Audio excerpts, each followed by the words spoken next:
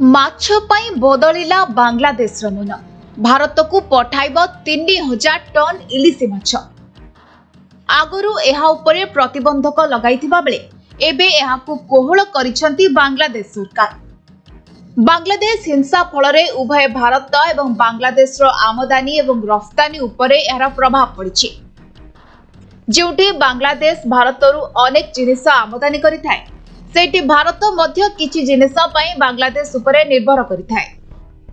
भारत बांग्लादेश रो पोशाक, चमड़ा सामग्री, झोटरू तैयारी सामग्री, इलिसी माछ एवं फल और परिबा भली कृषिजात द्रव्य आमदानी करिथाय। किंतु बांग्लादेश रो शेख हसीना सरकार रो पतन परे बांग्लादेश रो अंतरीण सरकार इलिसी माछ रफ्तानी उपरे प्रतिबंधक लगाई दैथिले।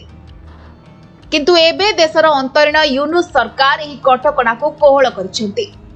आसंता दुर्गा पूजा को दृष्टि रखी बांग्लादेश रो वाणिज्य मंत्रालय भारत को 3000 टन इलिसी माछ रफ्तानी करने को अनुमोदन करिसेंती।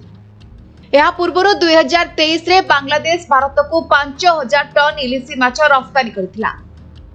इलिसी माछ को बांग्लादेश रे हिल्सा माछ बोली कहा जाय।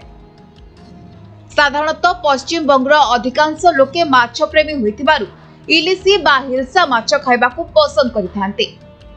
केवल सेतिकी नुहे, पश्चिम बंगर विभिन्न धार्मिक अनुष्ठान रे इलिसी माछ को व्यवहार करा जाय। अनेक देवादेवी को यह पवित्र बलि रूप में अर्पण करा जाय। विशेषकर दुर्गा पूजा समय रे राज्यर प्रत्येक बंगाली घरु सोरिष तेल रे भजा हिल्सा माछर बास्ना आसी थाए।